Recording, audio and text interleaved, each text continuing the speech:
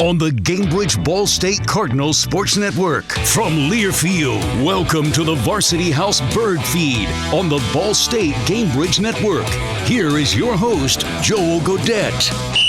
Welcome back to another edition of the BirdFeed Live, as always, presented by Varsity House here on Instagram Live, on Facebook Live, if you're watching the archives of it on YouTube or on the Chirpcast podcast feed as well. My name is Joel Godette. That is Brady Sallee, as we talk all things Ball State women's basketball today.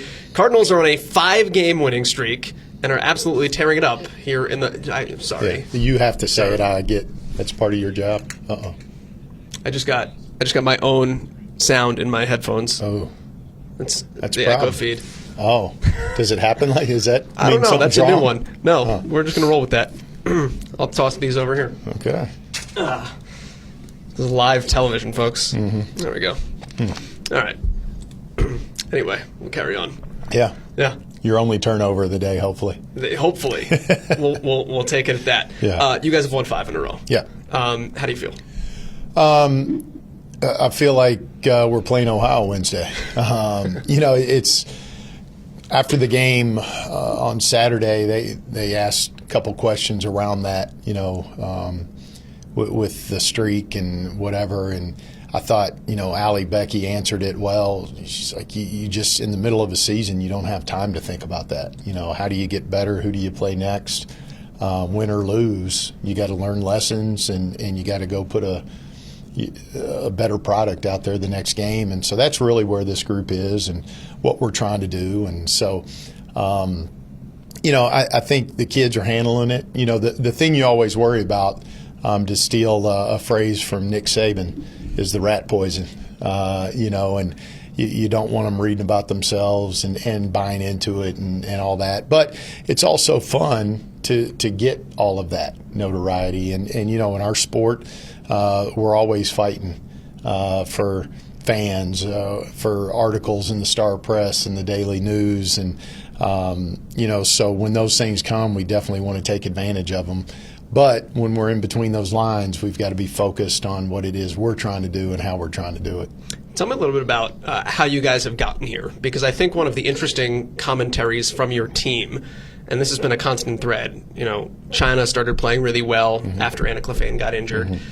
Sat down and talked to her, and she said, listen, Anna brought a lot of energy. She was kind of the heart and soul of our team. I wanted to play well and play hard for her. Sat down with Allie Becky after practice this morning. I said, what's gotten into you over the last 4 games? She's averaging like 30 a game. And she said, well, Anna was the heart and soul of our team, and I wanted to play well for her. It is not often that you will lose your leading scorer and probably best player and then go and leader and then go 6-2 over your next 8 games. Why is this team one that has rallied around maybe her and gotten better? None of them mentioned my high-level coaching. I was going to – no. That came second. Okay, yeah. Fair enough. I'll take it. No, I think it speaks volumes to who Anna was for us, who she still is for us. I think it when a player and Anna may not have even realized the impact that she has had on these people and these players and her teammates. And, I think what you see a lot of times is, as a freshman or as an incoming player, period, you walk in and you just kind of want to figure your role out and fill it and then let the others do them. And, this was and probably in a lot of places still is Anna's team, and I think she was playing so well that a lot of people were kind of doing their thing and letting her lead us, and we were doing pretty daggone good. And so then, when her injury happened, you had not just one person think about filling that void. Now you have everybody trying to raise their level of play, everybody trying to pick up a little piece of what Anna meant to them. And the interesting part is if you talk to each and every player on the team, they got something just a little bit different from Anna, maybe with the way they watched her play or maybe with how she impacted them. And so it's been the energy part of it that we've all tried to bring to the table, but it's also been some leadership pieces. For Allie Becky, it's been a little bit more aggressive scoring. Maybe it's been the way they rebounded or the way they ran the floor. So now everybody's kind of playing at an elevated level of themselves. Good things happen.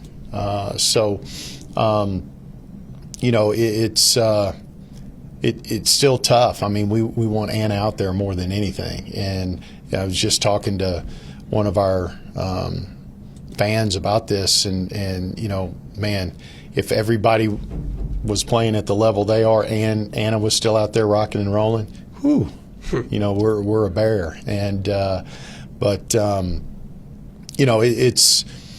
it's unfortunate the way it's all gone down. I think all of us would give anything to have it back. But to see our kids step up with their heart, and I think that I just keep saying that, Allie's had some good games and China's had some good games and all that, but it all started right with the heart. And that's, for me, maybe the best thing you can say about Anna Clefane and who she was to our team. To see the way these young ladies are playing with her out is just a testament to who she is. I know she just had surgery. Mm-hmm. How'd it go? How's she doing? Yeah, it went good. I've talked with her mom, and I think the surgeon was really happy with how it all went. And she next day was in rehab in a lot of pain, as you can imagine. But she's a tough kid, and so she's got, like I said, one of the best nurses around in her mom, and so they're trudging through the day by day, hour by hour, part of it. And this isn't an easy, week to 10-day stretch between the pain and just, still being on the crutches. And it's, and you want to be really careful on those crutches too. And, we got ice from, it was the same way 2 years ago for her. The worst weather we had came right after all that for her. So, but she's doing well, and she's watching our games, and I think, I can relate to this because last year when I was out with COVID and Bree was coaching the team up at Eastern, it's the hardest game I've ever been through as a coach in my life. I'd rather play Tennessee 30 times in a row with me on the sideline than have to watch us play anybody. It's excruciating, and I think she went through that and is going through that with every game as she watches it online. So we're eager to get her face back, and get her voice back, and I've told her that, and we're looking forward to that day. But she's doing well. I know it went better from the start this time because the assistant doctor didn't yell at the guy trying to film it this time. And there you go. Yeah, we kept you out of the fray this year.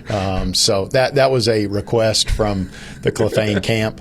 To just keep Joel out of here, please. Just make sure if you're ever in a doctor's office that everybody knows you're supposed to be there. That's right. If I had a nickel for everybody that wanted to keep Joel out of there, I'd be a millionaire. But anyway, it's all good. Let's talk a little bit about the performances of the people that have stepped up. Yep. And Allie Becky, first and foremost.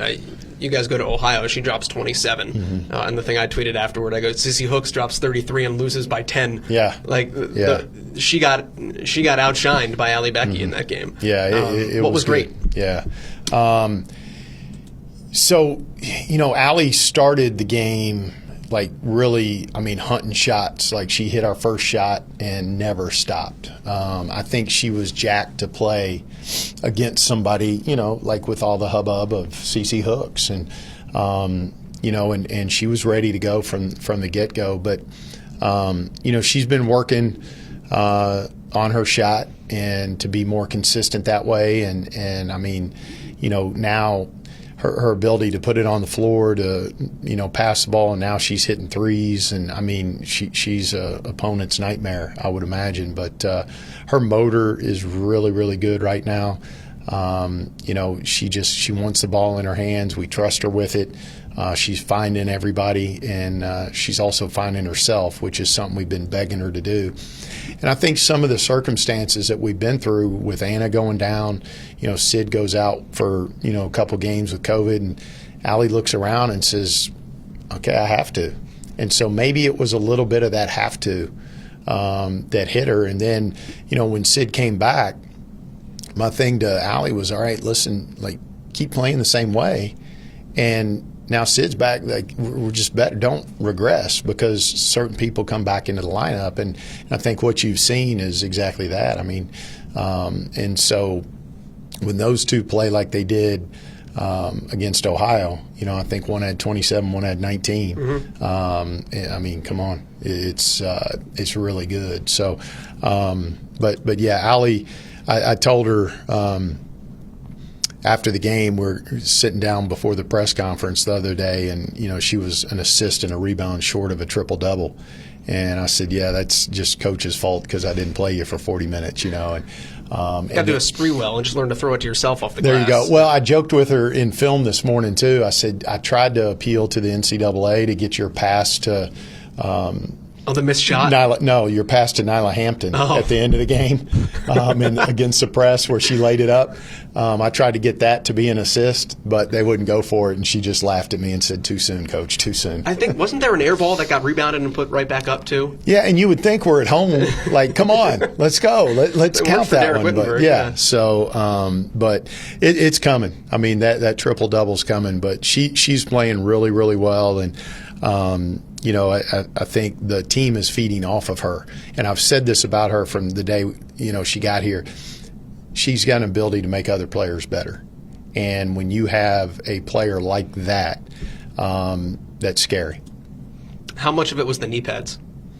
I just noticed them. But this is how locked in or maybe oblivious I am to all things other than what we're trying to do offensively or defensively. So the next day after the BG game, my wife couldn't be at the game because my son had a basketball game. So we pulled the ESPN feed up, and they were watching as I was kind of clipping film and doing all that. And my wife mentioned something about it's the knee pads, and I go, what? I had no, and then, and I guess you guys had talked about these knee pads, and so I learned a lot about it watching the ESPN feed and listening to my wife fill me in on that part of it. So, hey, whatever it takes, geez, we'll get all the knee pads you can dream of. I'll wear them for God's sake. I said it to Audrey. I was like, she goes, I think Bree joked and she said it's the knee pads, and I was like, stop, really? She goes, and then Audrey chimed in and said, no, she wore them in high school, and she'd been asking for them, and they finally came in against Ohio, and she just light switch. How about that? I mean, again, welcome to COVID. You can't get stuff in on time, and then as soon as they come in, Allie goes cuckoo. So, again, whatever it takes. I may be in knee pads on Wednesday, so we'll see. But I mean, she's playing lights out right now. Angie Enlund might actually. It'd be good if you had the knee pads. You could just go to war. Yeah, I mean, I think the officials would appreciate me in knee pads. And as long as I didn't wear the short shorts like back in the day when I played, I think everybody would appreciate it. TC can help you out with that, actually, on the men's side. Yeah, exactly. Yeah, I don't know that anybody wants that.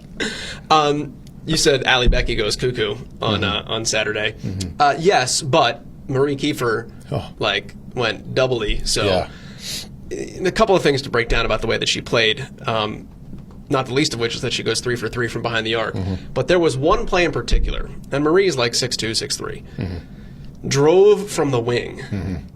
And Marie is lanky and gangly, but nothing about that looked awkward. Right. Like she looked like a 6'3" guard in the W. Mm-hmm. And I just looked at that play and I thought to myself, oh my God. Yeah, she is going to be insane when she puts it all together. Yeah, no, I mean you said it. You said it right. I mean her ceiling is crazy. We drew a play up for her in that game and isolated her against one of their kids who's maybe 5'9", and let her try to drive it. She drew a foul. She's got those kind of abilities, and she passes the ball really well. She passes it 120 miles an hour, which is a good thing. unless you're 2 feet from someone. But she's very intentful with how she passes the ball, and she's got so much skill. From day one when she walked in, I still remember watching the first workout. Because we recruited her. I watched her play a ton, and you know what you're getting, and I know where she's ranked, and blah blah blah, and all that. And then she gets in your own gym, and you see her in your uniform, and you're like, oh, she's that good. And then it's been, we got to convince her she's that good sometimes, And so I think sometimes her own worst enemy is her. But that's a lot of young kids that are trying to figure it out. And, I think what happens a lot of times is you come in and you get lost in just wanting to do it right and forgetting you just need to go play and trust your instincts and your training and all those kind of things. And so the further this goes down the pike, you start seeing some of that, I'm going to go play and I'm going to trust my training. And you see less of the, man, I hope I don't make a mistake and get the look from coach and, heaven forbid, he actually yell my name, all those kind of things. And that's good because at least their name then. Right. So yeah, absolutely. And here's the thing, they figure out, guess what? He's going to yell at everybody. I mean, it's equal opportunity, and so I just think there's a grow up process. There's a confidence process. There's all those kind of things. But, the thing I told her is I thought the day before she had a great practice. The shoot around that morning, she was locked in. She was ready to go, really bouncy, really energetic. And then she followed it up with the best game of her career.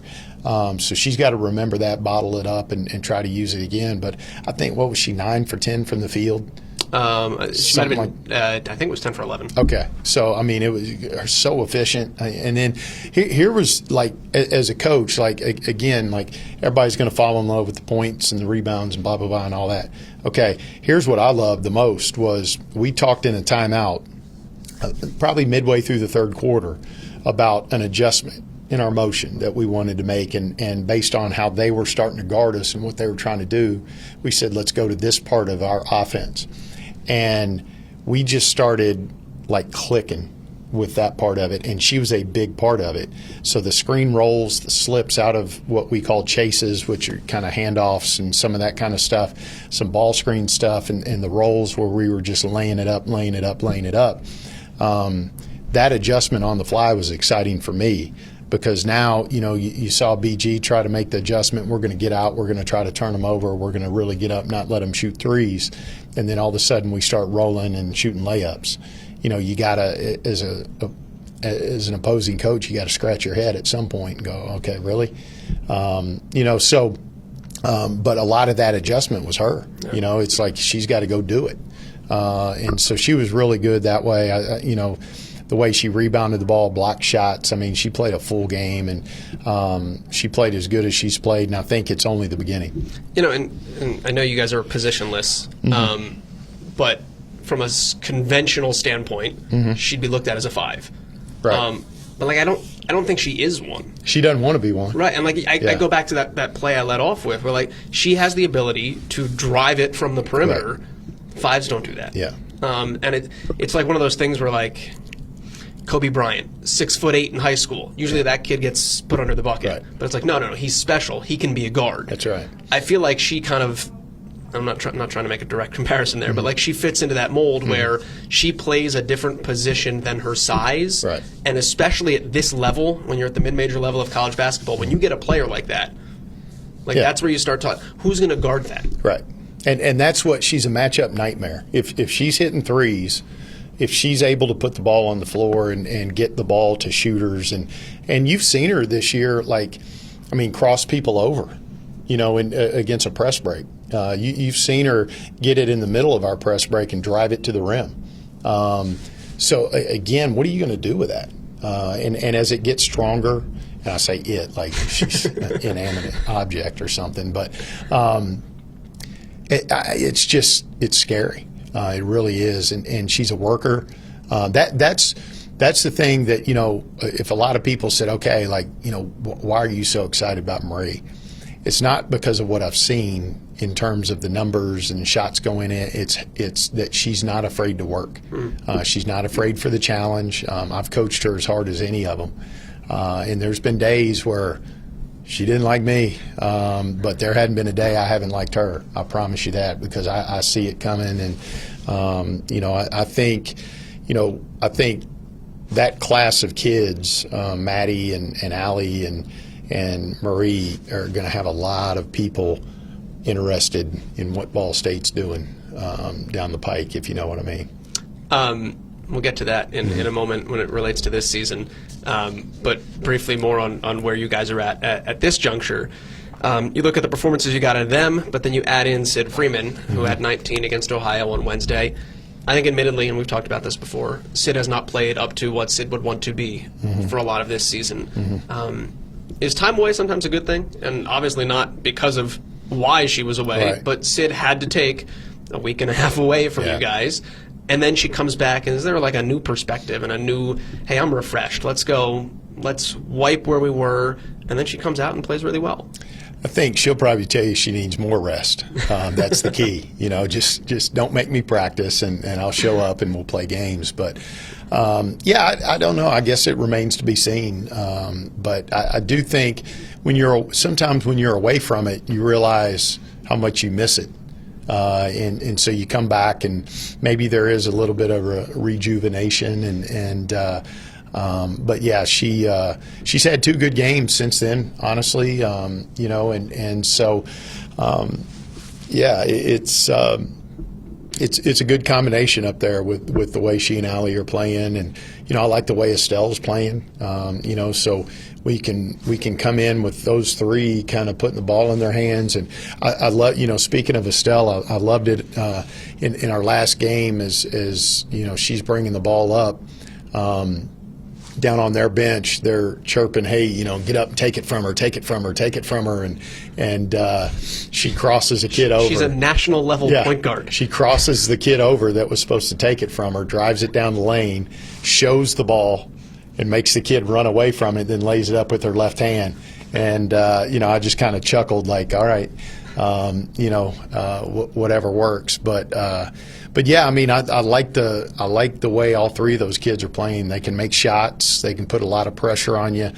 They're aggressive, and they all play a little bit differently, but they can all accomplish the same things for us. And so I think that's important with that, positionless position where, you got the ball in your hands and you're having to make decisions. Let's look at the future now for you guys, because you're just at or past the midway point in conference play. It's going to take a lot to catch Toledo, just from a math standpoint, because I think they've got a 3 or 4 game lead at this juncture. But you're a game out of second place against a team that you've beaten already. And all things considered, you guys are a younger team this year. You've had some trials and tribulations. Here you are. You were picked 9th preseason, and you were in 3rd place. You've also said this league is as good as it's ever been. So how do you feel about the fact that if this league is as good as it's ever been, and all the things you guys have been through, here you guys are a game out of second place at about the 60% mark? Yeah, I mean, I don't know that at the first week of February you got a whole lot of time to really sit down and think about how you put all of it. I know I like how we're progressing. I like the way we're starting to learn how to play in our offense. We're starting to be able to adjust in our offense on the fly and be really, really effective. We're able to run our offense against multiple kinds of defenses and be just as effective. Those are the things I like. You're starting to see a team that understands if we'll rebound the daggone ball, which, pretty consistently we're starting to do. And even on those nights where we get out rebounded, it's close enough that it doesn't matter. And so I think if we're starting to understand for us how important taking care of the ball is, rebounding the ball is, and we're just, the self-belief is growing that we're going to make shots. We're going to score the ball. If we'll do these 2 things, we can be as good as anybody. And we've just about played everybody in our league. I think we still got Western Michigan that we haven't played. We feel good about the fact that when that ball goes up, we got every reason to think that we can beat anybody and everybody in this league. But we're also humble enough to understand that, we're also not all that. We're also a lazy effort away from getting our doors blown off. So, but the thing that I think our group is understanding is who we are, who we have to be, and who we can be. That's the exciting part for me. When we stood here last, you said we can score a lot of points, and your first answer to Shelby on Saturday when she asked how you got it done, you said, "Well, we scored 91." Yeah. But you said you needed to defend more. Are you happier with the way you've defended, especially because, like Jack and I were talking about this Saturday, you always try to find threads in winning streaks. Like, why have they won 5 in a row? There's not really an answer because you've had to win them differently. Yeah. So with that kind of as the foreground, as like each game's been a different challenge, are you pleased with where you've progressed defensively?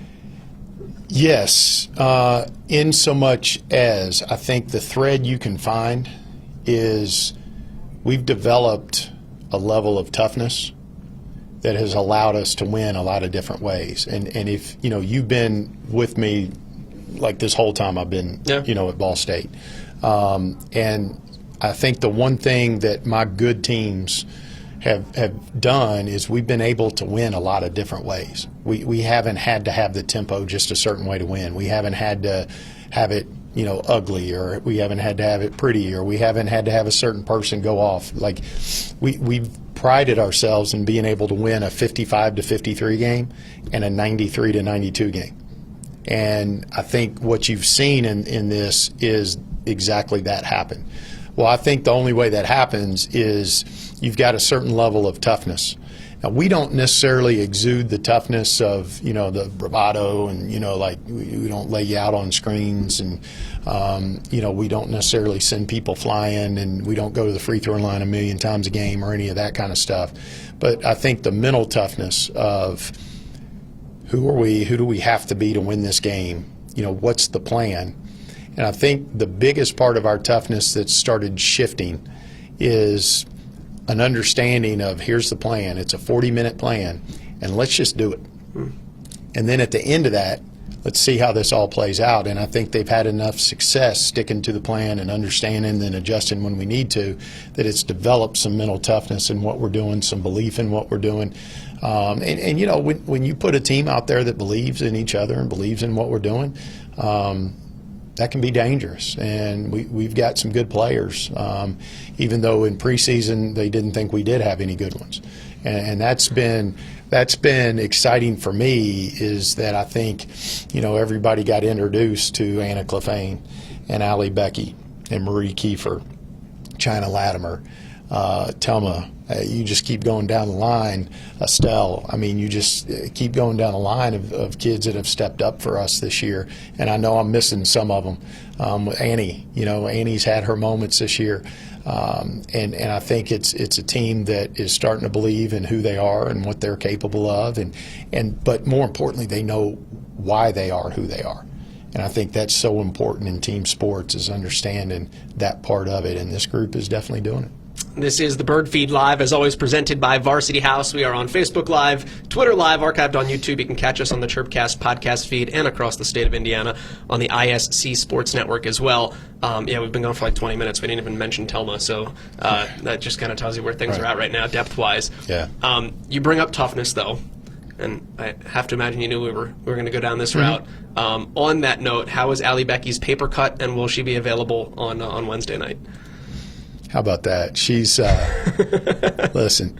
We were giving her a hard time. She, it's crazy. I've had a lot of players go through this, right? So, this time of year, the weather wreaks havoc on everything, right? So your skin dries out, and it speaks to like how much she's in the gym shooting the ball, because she's worn the tips of her fingers to the point where like they've cut open.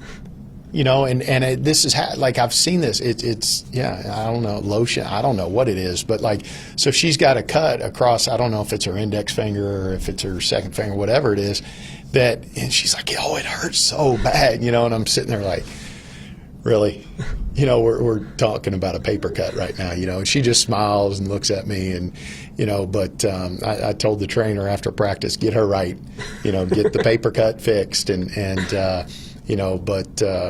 she's a hoot, and she's a lot of fun to coach, and so hopefully we get the paper cut solved by Wednesday. I stick needles in my fingers all day, so point of empathy, I guess. There you go. Yeah, you're like, okay, so she's got a cut on the. All right, I get it. Yeah, so yeah, but she's dealing with that.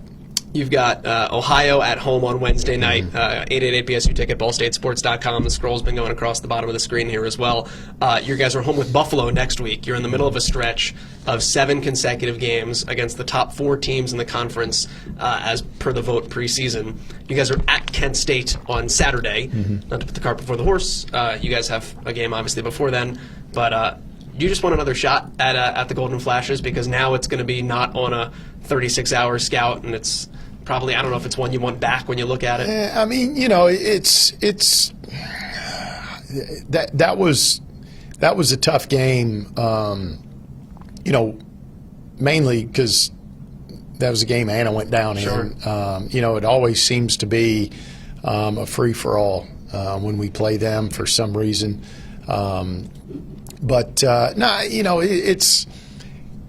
It's just another one. And I said this, I think our mentality right now is like, let's try to figure out a way just to win them all.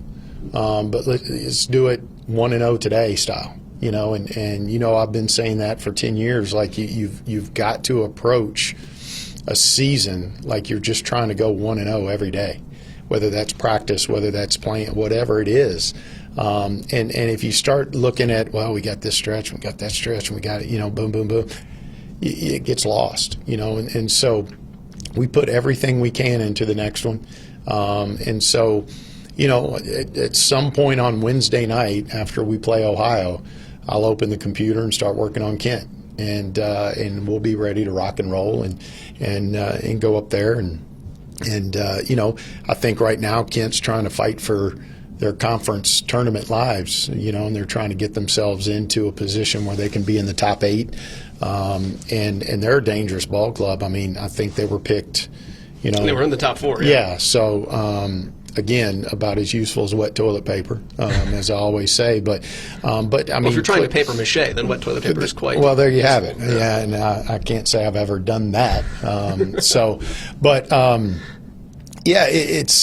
They're plenty dangerous. Trust me when I tell you, they're well coached. They're loaded with talent. They can really shoot it. This league, and you mentioned it. It is as good top to bottom as it's been. There's just no nights off anywhere, It's crazy, the talent that we have across our league. And, the one thing that ends up happening when your league is doing what ours is doing, is you beat the tar out of each other all year long. And so you sit there, maybe it affects your net, and maybe, it affects, where all these teams are ranked in the net and all this kind of stuff. But, if any committee member watches any of our games and watches our teams play, and they don't see NCAA tournament teams throughout this league, then I don't know what else we can really do. So I think the good news is this committee is as up on the mids as I can remember. I think they understand how good our league is. I think I don't know. Whoever the multiple teams that make it in from our league are, I don't know that anybody's going to want to be across that bracket because, good gosh, we've got a lot of teams that can score the ball. I mean, you just look at the points per game people are putting up in our league and teams are putting up in our league, and you look at the rankings and where everybody falls in there, it's nuts. There's not many leagues that can say that, Power 5 or non-Power 5. And so it's just every night is just going to be that. And it was interesting. I keep talking about our last press conference. Well, both freshmen were up there, so it's fun to listen to their answers to certain things. And I think one of the things they mentioned was we've learned what conference play is the hard way. you start at Bowling Green and you get your doors blown off, and they look around and go, oh, that wasn't Utah State. That wasn't, another non-conference game. And it's not that those teams aren't any good. It's just it's not like a hatred like there is in conference play, And I don't use that word tongue-in-cheek. I mean, like, none of us like each other, but we all respect each other. Okay, so, but you shouldn't like each other. I mean, like you're like, it's rock fight city, man. And so they had to, we've learned those lessons that this is what conference play is, and then when you have the talent that we have in this league, it just makes it doubly tough. So I've just given up on sleep altogether. And as you can tell by this, it's just I'm so excited for the league, though, because we've for years we've worked at this, and I think you're seeing a lot of what we sat down in conference rooms and talked about we were capable of. You're seeing it play out, and I'm excited about where the league is. But with this group of coaches, it's only going to go up. Last question. I'll let you go on this note. Have you seen Caitlin Clark hit her 3 from the logo for Iowa over the weekend? I haven't. Did she hit a deep one? Yeah. Like probably just pulled up with it. In transition. Came okay. across the midcourt line and just went here. Yeah. Yeah. Well, here's the thing. Like I used to, when I watch film of myself, I used to see a similar. What? Stop it. What? I'm going to pull this up. Okay. I used to see similar types of shots. I don't know that they went in a whole lot, but here you go. Okay, you're going to make me do this. Okay. Yeah. There it is. No, these are highlights. Hang on. I got to find the actual shot. No, that was the one. Was that the one? Yeah. Man. Yeah. Okay. Yeah, there it is. Pulls up from there. Oh, she had another one. Yeah. Well, sure. You know what? Yeah, she's the real deal. I mean, there's no question about it. She's fun to watch. It's good for the game. Yeah, no, there's no question about it. Just, I mean, and there's so much of that out there now. I mean, you're seeing the talent just spread across the country, and I mean, there's so many great stories in women's basketball this year with how good, I mean, different teams are in different leagues, and so I hate sometimes that we're so entrenched in what we're doing that like I wouldn't have seen that unless you pointed it out. But it's a lot of fun to see the growth of our game right now, and I think anybody that watches women's basketball, for the first time their eyebrows go up and they're like, oh, that's a lot of fun. And I've heard a lot of those stories through the years here. I've heard a lot this year about our team and that kind of thing. But it's going across the country right now with how good the basketball is, and it's only going to get better. So we're eager to keep doing our part in that. Thanks, Brady. All right. Thanks, Joe. Always good to see you. It's Brady Sallee joining us here. This is the BirdFeed Live, as always, presented by Varsity House. You can catch it replaying on the ISC Sports Network, on the Chirpcast podcast feed, Facebook, Twitter, and YouTube as well. Until next time, again, this is the BirdFeed Live. My name is Joel Gannett. We'll see you back here. This was the Varsity House Bird Feed on the Ball State Gamebridge Network.